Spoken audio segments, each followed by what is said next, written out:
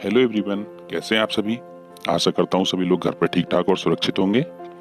ये अहिंसा परमो धर्मा पार्ट का दूसरा पार्ट है। पार्ट नंबर 1 मैंने पहले ही एक्सप्लेन कर दिया है, जिसका लिंक मैं आपको वीडियो के डिस्क्रिप्शन में दे दूंगा।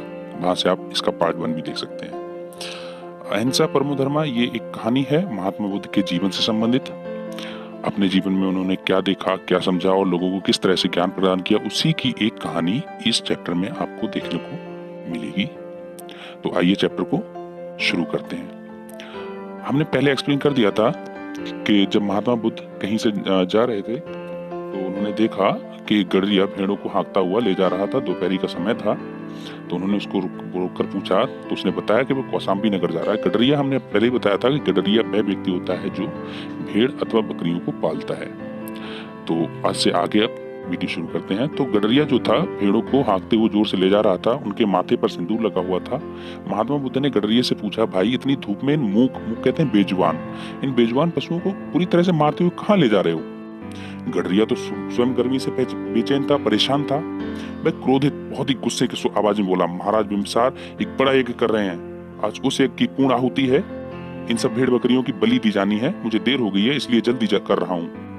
ये कहकर उसने पशुओं को और तेजी से हाँकना शुरू कर दिया। तो गर्मी से गडरिया बेचैन था, इसलिए उसने बड़ी ही क्रोधित और गुस्सैल आवाज में महात्मा बुद्ध को जवाब दिया। महात्मा बुद्ध ने जब ये सुना कि निर्दोष कहते हैं जिसका कोई भी दोष ना हो, पशुओं की अकारण कहते हैं बिना किसी कारण के ही बलि दी जानी है, तो वे दुखी हो गए और गडरिया के पीछे पीछे चल दिए। भेड़ बकरियों के उस झुंड में एक नन्हा सा मेमना था। मेमना कहते हैं भेड़ के छोटे से बच्चे को, जो कुछ लंगड़ा कर चल रहा था। गडरिया उसे बार बार छड़ी मारकर दौड़ा रहा था। वह ठीक से चल नहीं पा रहा था, इसलिए गडरिया उसको बार बार छड़ी मारकर दौड़ा रहा था। बुद्ध से उस बच्चे की तकलीफ देखी ना गई और उन्होंने आगे बढ़कर उस मेमने को अपनी गोद में उठा लिया, ताकि उसको और ज्यादा छड़ी से मार ना खानी पड़े और ज्यादा परेशानी का सामना ना करना पड़े। इसलिए महात्मा बुद्ध ने उस मेमने को अपनी गोद में उठा लिया। बुद्ध मेमने को गोद में लिए गडरिया के साथ साथ चलते रहे। थोड़े ही समय में नगर में पहुंच गए। एक बार फिर से याद रखें कि नगर का नाम कौशाम्बी था और वहां के राजा बिम्बसार थे। नगर खूब सजा हुआ था और वहां पर यज्ञ चल रहा था। पंडितगण मंत्रों का उच्चारण कर रहे थे। यज्ञ कुंड से अग्नि की ऊंची ऊंची लपटें उठ रही थीं। राजा और रानी यज्ञ वेदी के पास बैठे हुए थे। नगर के प्रतिष्ठित लोग कुछ हटकर बैठे हुए थे। गडरिये ने एक विशेष रूप से बनाए गए बाड़े में अपनी भेड़ बकरियां घुसा दी। बाड़ा एक चार दीवारी से बना हुआ खाली स्थान होता है, उसे बाड़ा कहते हैं, जहाँ पर पशुओं को रखा जाता है। पूर्ण आहुति का समय आ गया। लोग भेड़ बकरियों को फूल मालाएं पहना रहे थे।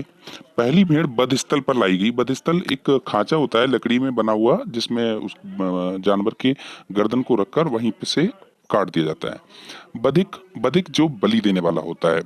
बधिक को बलि देने का संकेत हुआ। जैसे ही उसने अपनी तलवार भेड़ को मारने के लिए उठाई, एक तेज आवाज सुनाई दी, ठहरो, इन भेड़ों को मत मारो, हिंसा मत करो। बधिक का हाथ रुक गया। पूरे मंडप में सन्नाटा छा गया। सबकी नजर उधर गई जिधर से आवाज आई। तो महात्मा बुद्ध ने उस बधिक को बलि देने से रोका, तो सभी की नजर उस स्थान पर गई जहां पर महात्मा बुद्ध खड़े हुए थे। लोगों ने देखा एक साधु मेमने को गोद में लिए खड़ा है। लोग असमंजस में पड़ गए कि आखिर ये व्यक्ति कौन है। बुद्ध सीधे बिम्बसार के पास पहुंचे। बिम्बसार उस कौशाम्बी नगर के राजा थे और कहा, राजन, ये कैसा यज्ञ है जिसमें निर्दोष, जिसका कोई भी दोष ना हो, पशुओं का वध किया जा रहा है। कैसे हैं आपके देवता जो निरीह पशुओं का खून पीकर प्रसन्न होंगे। निरीह भी निर्दोष पशुओं कहते हैं, निरीह बेजुबान निर्दोष।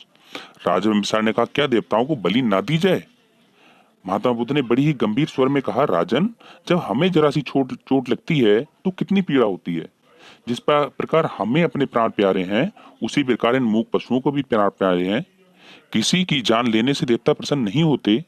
धर्म और मोक्ष की प्राप्ति अहिंसा पालन करने से। अहिंसा कहते हैं किसी को भी न मारना, किसी पर हिंसा ना करना। बुद्ध के इन वचनों से बिम्बसार व अन्य सभी उपस्थित लोगों पर गहरा प्रभाव पड़ा। बिम्बसार बुद्ध के चरणों में अपना सिर रख दिया।